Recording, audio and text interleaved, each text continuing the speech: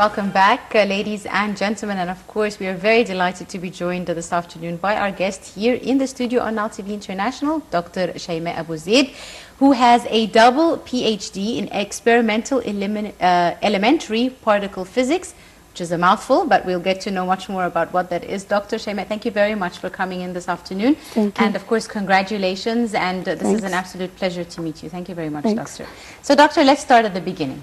Yeah. How did you get into the field of nuclear physics? Yeah, it was after the high school.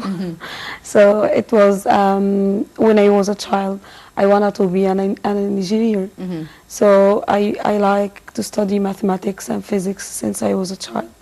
And then when I get to the high school, I didn't get the mark which is needed to be a student at the Faculty of Engineering. So the next choice to study the subjects I love. Enjoy. Yeah, it was science, the Faculty of Science, then physics department. Yeah. So you started studying under the guidance and leadership of your father, and your uncle, you said he was a nuclear physicist as well. He Yes, one you. of my uncles, he was a nuclear physicist at nuclear atomic energy of Egyptian one.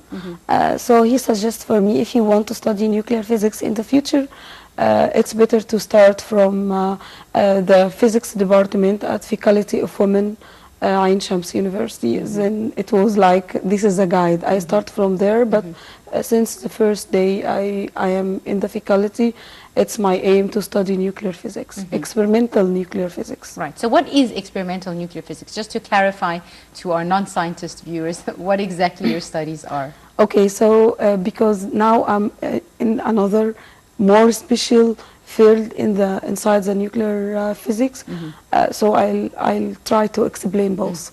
So when we were at primary school or the first years of the prep school, we got the structure of matter, and simple thing that they said for us, the matter consists of atoms. So this is for us, it was the smallest thing in the matter. But then we got older and then more information about the structure of matter. It was the atom consists of nucleus surrounded by moving electrons. And then we also become older to understand. Then they say that inside this nucleus there is two different particles, which is called protons and neutrons. And this is, I think, this is the last thing that we know at the high school. The basics. Yes. Yeah, this is the basics. But with more technology at the universe and more energy we can reach, we can also break down this nucleus to protons and neutrons, and then we have applications. Protons and the neutrons called nuclear particles. It's coming from, they are inside the nucleus. So we call them nuclides or nucleons. After that, we have the technology. Scientists have energy enough to break down the protons. And then they discover that protons, it's not elementary. There is another smaller particles inside the protons and the neutrons. And this is what we call elementary particles, which is meaning there is no other structure. So this is the smallest thing in the matter. So this is the difference between nuclear physics and elementary particle physics. So you're in the more specialized part of Yes. the elementary particle physics. Yeah, right? actually, not all universities have this branch or field of study as a separate. This is what we have at Egypt. We don't have this field separately because it's new. For Egypt, it's a new field, so we don't have a lot of scientists or researchers in this field.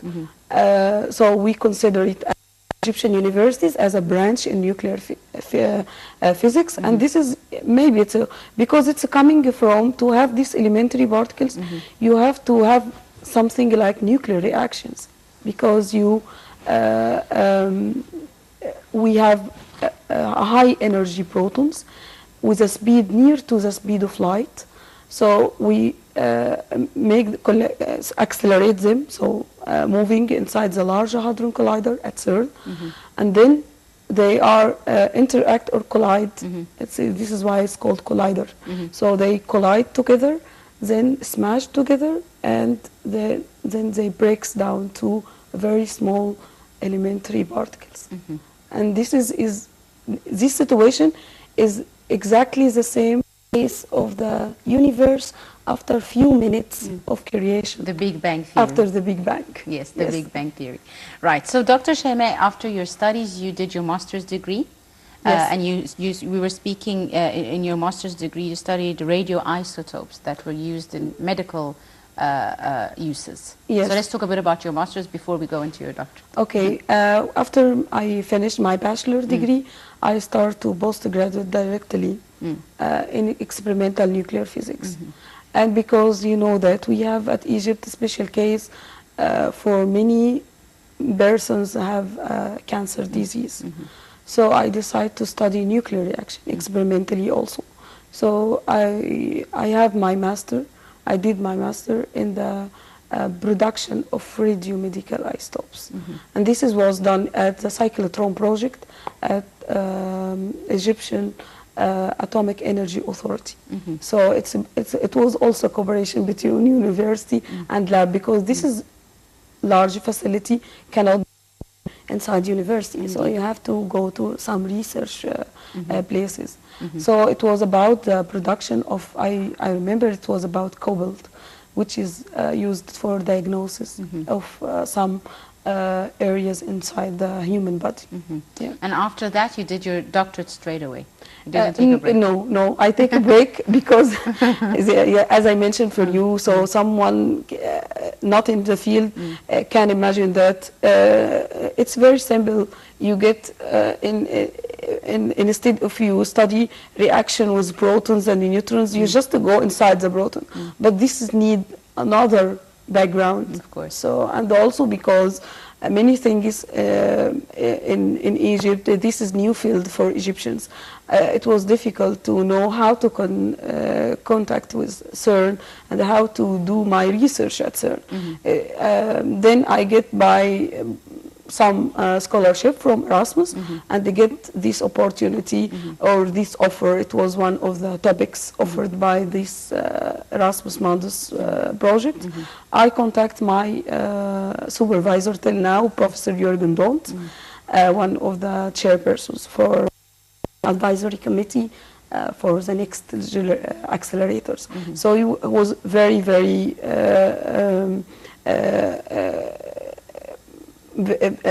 have a good response with me, and they communicate with me very fast. We start with a general plans, and when I go after 2 years to Brussels to start my research, he was really, really a very good supervisor. Indeed. So you went to Brussels and started your double PhD in Brussels and Egypt. Yes. Quite an amazing achievement. We were speaking before air about women and how there is actually quite a lot of women physicists and nuclear physicists, but they're not enough attention or light is shed upon these women. So the incorrect idea that this is not a popular field for women, you can correct it for us. Yeah, okay. So first thing that we should know that Egypt is one of the oldest countries that have nuclear physicists, women nuclear physicists. Started from Dr. Samira Musa. Then we have a lot of nuclear physicists.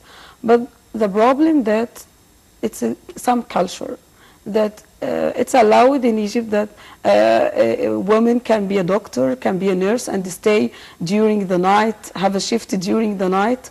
But the culture said, no, this is difficult to be a nuclear physicist for a woman. This is not true, because this is science. Like any field of science, it's depend on the thinking of the person, regardless is man or woman. So in high energy, when I travel, so I travel to Brussels, and then I go to CERN, which is... How long did you spend between Brussels and CERN in your doctorate? It was depend. If I have a shift, I go to Geneva, because the Large Hadron Collider and the CERN located at the Swiss-French border, underground by 100 meters.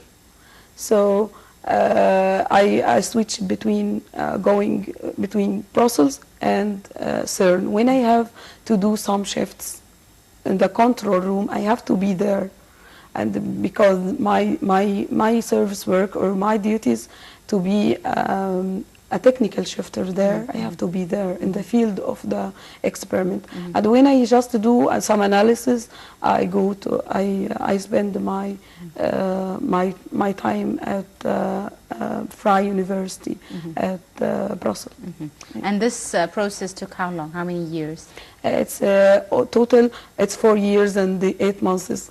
Wow, 4 years and 8 months. Yeah. And the discovery, the amazing scientific.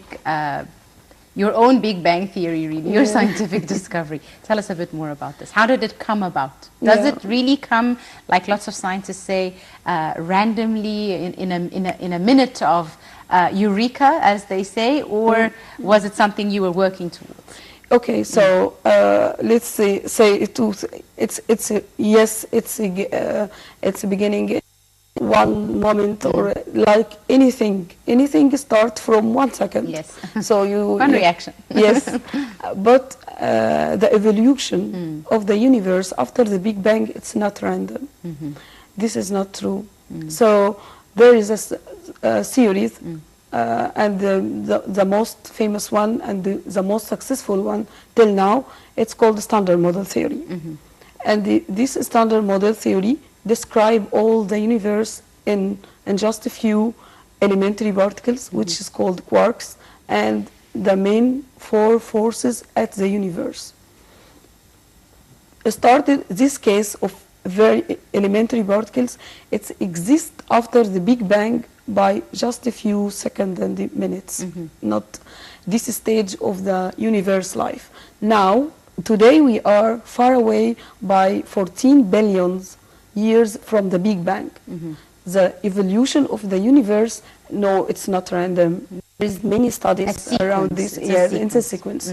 And we at CERN, at the Large Hadron Collider, we recreate the conditions of the universe when it was just a few minutes after the Big Bang. And all our research at CERN, it's done on this stage. So when you do a research on at CERN, you do your research at the time which is equal to the time after the Big Bang by a few minutes. This is why we say that we do our research on the beginning of universe, but actually we recreate this state of the universe. So what was, in layman terms, of course, in normal English terms, the state of the universe just a few minutes after the Big Bang Theory? What did you discover? So after there is many theories that say, I said for you that now we just follow the Standard Model Theory. The Standard Model Theory, it's really successful, but it fails to explain some phenomena which is already known at the universe. And there is many big questions couldn't answered by Standard Model. So the scientists, theorists, do put many theories, which could be an extension for this current theory, and give us answer for many questions like matter and antimatter, why there is matter and no antimatter, why the explanation of dark matter and dark energy, more explanation about gravity, which is all of us know, but just know the titles, but why and how, this is we couldn't answer. So there is many theories about that. What we do, our work at CERN, we start from one phenomena, which is forbidden at the Standard Model, the current theory, but it's allowed to be on other theory, which is, we call this is beyond the standard model. And these new theories, it's not proven yet, but we need to discover one phenomena which is can be used as a proof for the next theory. A proof or disproof? Yes. Even, because there's a possibility, yes. Yeah, we just test. This was one of this is my thesis, my PhD. It was about, I take one property for one quark of the 6 quarks. It's called top quark, and this is quark have a special rule for scientists, because we scientists believe that this top quark is like have a more sensitivity to the new physics phenomena. So any new physics will couple to this quark. I take one property which, as I said, not allowed by the current theory, but many other theories predict that it exists. So, and I did my analysis with different technique than previous ones. So I get my research output was better than the researcher, the one that done by other researchers before. This is my research is near to one of the beyond standard model theories, which is really great for CERN to be near to the one of the many theories exist now. So it's like now we have a light on some way. Possible. Yes, yes, exactly. So the conclusion is you have proven a theory that wasn't previously abided we didn't discover yet, so we have better results. Okay. This is You're really closer to yes. Discovery meaning that it will be Nobel Prize. Oh, there we go. Let's hope, Dr. Shimaa. Why not? Because at the end of the day, you're an Egyptian woman who's gone very far in the world of elementary particle physics, and really it is very honorable and very, very eye-opening to see that you are an Egyptian woman and you've gotten this far, traveling abroad, studying abroad, reaching great heights. Tell me, how does it feel to have reached all these successes? It's just one message I say. I believe in your girls, your daughters, your sisters, your wives. They can do anything. They have a mind and they can think. There is no field say that it's difficult for women. If she believes that it will be easy, it will be easy. And as I am, Shimaa became one of the team in working at the control room of one of the biggest CMS experiment at CERN, which is the biggest facility for colliders at all the universe. I can be a shifter in a nuclear reactor or accelerators, which is, if I compare, is very small relative to Large Hadron Collider at Egypt. So we know, all of us, Egypt now have some interest in nuclear power plants or something like this. We can do it. We can be Egyptian girls or women can be shifter, can be operator. It's easy for them. It's proven by you, Dr. Shimaa. Tell me, who was your biggest supporter? Your family, I'm sure, played a very big role, allowing you to travel, stay away from home. All of these are, at the end of the day, in our Egyptian culture, they are big diversions from the norm. Did your extended family have any objections? How can she live abroad? Or you know the real issues. So with my family, we have origin from Upper Egypt, which in their culture, not all, that it's difficult to leave your daughter alone at Europe. This is what the biggest difficulty. So after my father believes in me, so he spent a lot of time to think. But after that, he decided, okay, I'll not stop your dream of study. Then he became the first supporter for me then the rest of my family, of course, and my friends, because in my trip it was many difficulties.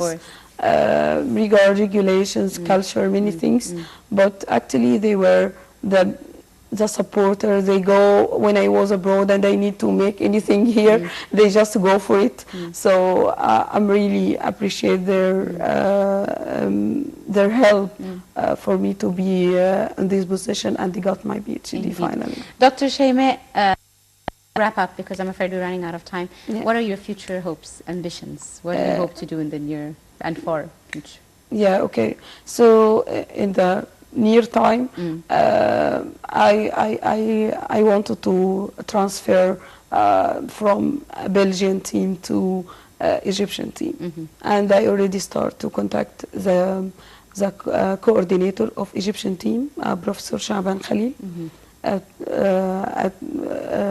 Egyptian side, and soon I'll go to meet them and start to see on the very few students and researchers who is interested in my topic, because it's many theories, many topics we can start, but for me I think no one at Egypt start in this topic, and I have already defense my thesis inside CERN, and one of their comments when they give me the endorsement of my thesis, yeah, you have to continue with this point because it's give us like a bright spot for the future. So I'll try to have my team on this topic, but I need some time to discuss with that. For the future, I want not to be the last one. And I know it will not be the last one. I already know that there is many girls now, so